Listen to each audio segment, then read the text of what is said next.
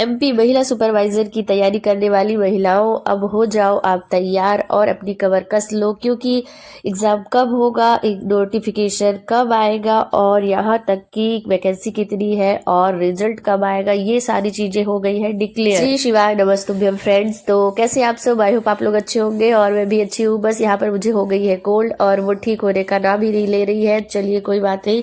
तो आज मैं अपने इस वीडियो में आपको बताने वाली हूँ कि यहाँ पर न्यू अपडेट आ गया है, जिसका हम लोगों का बहुत बेसब्री से इंतजार था।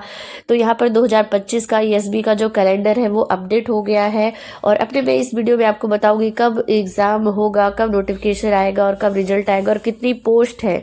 ये सारी बातें मैं अपने इस वीडियो में बताने वाली हूँ। तो आप जा करके ईएसबी की ऑफिशियल साइट पर वहाँ पर देख सकते हैं जो कैलेंडर अपडेट आया है वो, और वैसे मैंने उसका स्क्रीनशॉट अपनी कम्युनिटी में भी लगा रखा है, तो आप वहाँ जाकर भी चेक कर सकते हैं।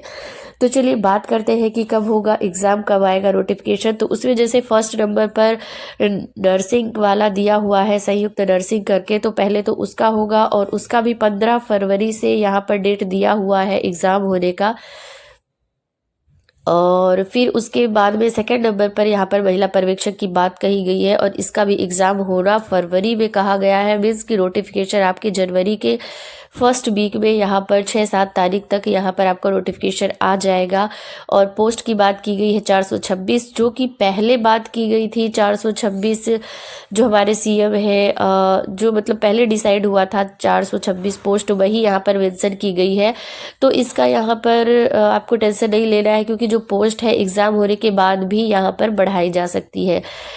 तो ये तो हो गई पोस्ट की बात। फिर एग्ज़ाम आपका फरवरी में होगा, लास्ट फरवरी में होगा, मतलब फरवरी में है। और फिर इसका रिजल्ट भी यहाँ पर दे दिया गया है कि अप्रैल में रिजल्ट आ जाएगा। अब देखते हैं क्या होगा। बट हाँ, ये तो निश्चित ज़रूर है कि अब आपके पास 2 महीने, ज़्यादा से ज़्यादा मान लीजिए 3 महीने, अगर थोड़ा सा एक्सटेंड होता है, वैसे अब एक्सटेंड होने का नहीं है बट हो भी सकता है, कुछ कह नहीं सकते हैं। तो अगर एक्सटेंड होगा भी तो ज़्यादा नहीं होगा, मतलब आपके पास 2 से 3 महीने यहाँ पर है रिवीजन करने के लिए। तो जिनकी जिनकी पढ़ाई हो गई थी स्लो, और यहाँ पर मेरी भी स्लो हो गई थी, यहाँ पर हम लोग थोड़ा सा बाहर गए थे, जैसा कि आप लोगों ने मेरा पिछले ब्लॉग देखा होगा। और फिर उसके बाद वहाँ से आने के बाद यहाँ पर हो गई है तबीयत ख़राब, यहाँ पर सर्दी वगैरह, पहले बच्चों की और फिर अपनी। तो बस यहाँ पर, और फिर क्या होता है ना, एक बार अगर आपकी स्टडी में ब्रेक लग जाता है तो फिर उसे कंटिन्यू करना यहाँ पर थोड़ा सा मुश्किल होता है। बट अगर हमें अपने सपने पूरे करना है तो हमें सारी मुश्किलों से लड़ना होगा और यहाँ पर अपनी स्टडी को कंटिन्यू भी करना होगा। तो चलिए अब हम बात कर लेते हैं सिलेबस की, जिसकी यहाँ पर तो कोई अभी बात नहीं की गई है, बट ये कंफर्म होगा नोटिफिकेशन आने पर कि सिलेबस चेंज होता है कि नहीं होता है। तो ऑलमोस्ट मान लीजिए कि 80%, 80-90% तो आपका वही सिलेबस रहने वाला है, क्योंकि यहाँ पर पोषण, स्वास्थ्य, बच्चों, महिलाओं की जो देखभाल है, जो योजनाएं हैं जो पहले से चली आ रही है, वो तो यहाँ पर चेंज नहीं होने वाली है।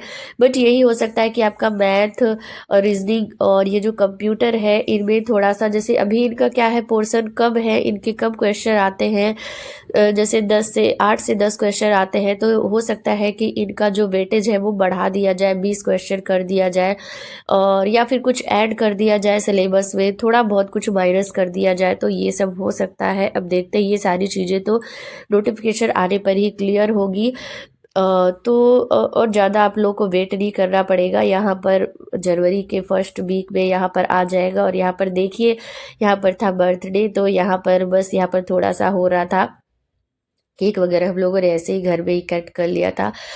तो फिर यहाँ पर तो आप लोगों को बस यही ध्यान दे, क्या है कि अभी तक जैसे थोड़ा सा डिले हो गया था, कोई अपडेट नहीं आया था वैकेंसी के बारे में। तो मुझे तो ये तो कन्फर्म है कि सबकी पढ़ाई यहाँ पर स्लो हो गई थी। बट अब यहाँ पर ये अपडेट आ गया है ना, तो यहाँ पर सब जो है थोड़ा सा एक्टिव मोड में आ जाएंगे और सब अपनी पढ़ाई को तेज कर देंगे, और फिर करना भी ज़रूरी है। अगर आप पहले से यहाँ पर तैयारी करते आए हैं तो फिर यहाँ पर आपको थोड़ी सी सहूलियत होगी, मतलब थोड़ा सा आसान होगा रिवीजन वगैरह करने में। बाकी क्योंकि अब ऐसा होता है कि कोई भी एग्ज़ाम आता है तो आपने देखा होगा कि 1 से 2 महीने से ज़्यादा यहाँ पर टाइम नहीं दिया जाता है, जो कि गलत है। अगर मान लीजिए कोई पहले से तैयारी ना कर रहा हो, वो वैकेंसी आने के बाद तैयारी करना चाहे, तो बिल्कुल नहीं हो सकता है किसी भी एग्ज़ाम के लिए, क्योंकि हम 2 महीने में सिलेबस भी कंप्लीट करें, रिवीजन भी करें, प्रैक्टिस भी करें, ये सब नहीं हो पाता है। तो यहाँ पर ये तो बात फिक्स है कि यहाँ पर जो मेरिट है जो बहुत हाई जाने वाली है, और पहले से जो लोग तैयारी कर रहे हैं, मैंने देखा है बहुत सारे लोग, तो उनको यहाँ पर फ़ायदा मिलने वाला है। और मैं चलिए अब मैं बात कर लेती हूँ अपनी कि मेरी यहाँ पर कितनी तैयारी हो चुकी है। तो मैं बता दूँ कि यहाँ पर मेरा अभी सिलेबस 15-20 जो क्लासेस है मेरी अभी बाकी है। मतलब कि मैं कहूँ तो मेरा अभी सिलेबस ही कंप्लीट नहीं हुआ है, क्योंकि यहाँ पर मेरा थोड़ा स्लो हो गया था। यहाँ पर वैकेंसी का कुछ अपडेट नहीं था, इस वजह से मेरा भी स्लो हो गया था। बट यहाँ पर मैंने बहुत बड़ी गलती कर दी, अपना सिलेबस अभी तक मुझे कंप्लीट कर लेना चाहिए। बट अब मैं कोशिश करूँगी जैसे मेरी तबीयत ठीक होती है, क्योंकि तबीयत ख़राब रहने पर उतने हम एक्टिव होकर के नहीं पढ़ पाते हैं, और फिर हमें टाइम तो उतना ही मिलना है, भले नोटिफिकेशन आ जाए या एग्ज़ाम की डेट आ जाए, क्योंकि हमें घर के सारे काम तो करने ही है, वो तो जाने वाले नहीं है, तो टाइम तो हमारा उतना ही रहना है। ऐसा नहीं है कि एग्ज़ाम की डेट आ गई तो हमें ज़्यादा टाइम मिलेगा पढ़ने के लिए, ऐसा नहीं है, हमें हाँ निकालना पड़ेगा। तो बस मैं यहाँ पर कोशिश करूँगी कि जल्दी से यहाँ पर मेरा सिलेबस कंप्लीट हो, मैं रिविज़न करूँ, प्रैक्टिस करूँ और टेस्ट वगैरह लगाऊँ। तो आप लोग मेरे ब्लॉग में वीडियो में कंटिन्यू बने रहिएगा। तो अगर आप भी तैयारी कर रहे हैं तो हम लोग मिल करके तैयारी करते हैं। और आपको अगर किसी चीज़ की जानकारी चाहिए, कोई चीज़ आपको ज़रूरत है, तो मुझे कमेंट बॉक्स में कमेंट करके बताइएगा, मैं ज़रूर आप लोग को बताऊँगी। अगर मुझे वो पता होगी, अगर मैंने वो पढ़ी होगी और अगर मैं वो आपको दे सकती होगी, कोई भी टॉपिक है, कोई भी नोट्स है, तो मैं आपको यहाँ पर कम्युनिटी में ज़रूर दूँगी। तो आई होप मेरे इस वीडियो से आप लोग को सारी जानकारी मिल गई होगी और आप लोग पढ़ने के लिए मोटिवेट हो गए होंगे। तो अगर मोटिवेट नहीं भी हुए हैं तो चलिए जल्दी जल्दी से मोटिवेट हो जाइए और अपनी पढ़ाई तैयारी मतलब तेज कर दीजिए।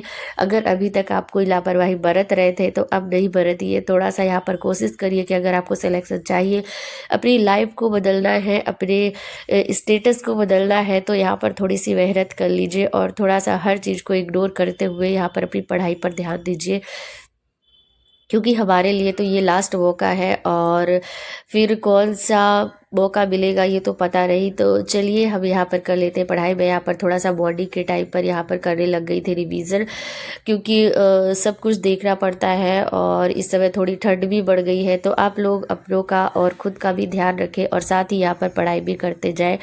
और तो चलिए मिलते हैं नेक्स्ट वीडियो में, तब तक के लिए बाय बाय, टेक केयर। और अगर आप मेरे चैनल पर पहली बार आए हैं तो इसे सब्सक्राइब कर लीजिएगा और साथ ही बेल आइकन को भी प्रेस कर दीजिएगा, जिससे जब भी मैं कोई वीडियो डालूँ, जब भी कोई अपडेट आए यहाँ पर वैकेंसी से लेकर के, तो आप लोग तक पहुँच सके और आप लोग भी यहाँ पर उसे यूज कर सके, आपको इन्फॉर्मेशन मिल सके।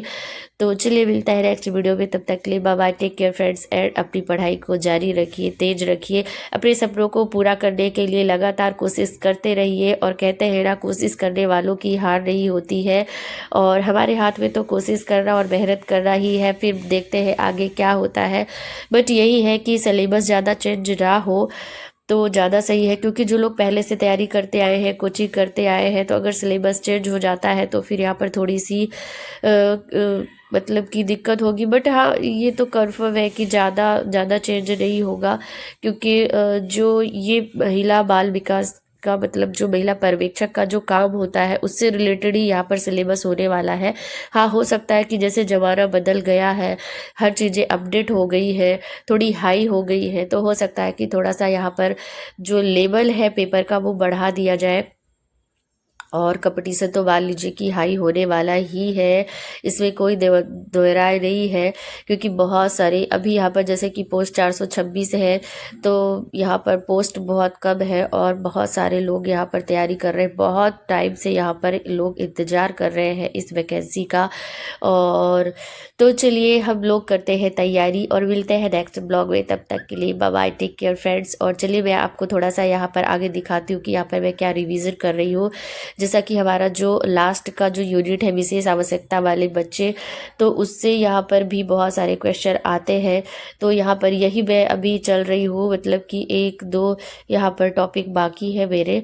तो अभी मैं यहाँ पर जैसे कि विकलांगता से संबंधित जो सारे संस्थान हैं वो कहाँ पर स्थापित है, वो एक मैप के द्वारा यहाँ पर मैं आपको दिखाती हूँ कि किस तरीके से ऐसा हम लोग को पढ़ाया गया है। जैसे मैंने ऑनलाइन क्लासेस ली थी तो वैसे ही मैंने नोट किया है। तो ऐसे में क्या होता है, अगर हम फिगर बना लेते हैं, चित्र बना लेते हैं, फिर उसमें लिख करके यहाँ पर पढ़ते हैं तो बहुत जल्दी से याद होता है।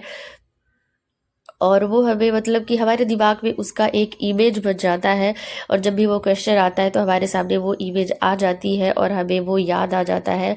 और तो ऐसे ही है, हमें छोटी छोटी सी चीज़ों को यहाँ पर ध्यान देना है ताकि कोई भी क्वेश्चन आए तो यहाँ पर हमसे ना छूटे, क्योंकि एक एक क्वेश्चन का एक एक नंबर का यहाँ पर बहुत ही इंपॉर्टेंस होता है मेरिट में आने के लिए।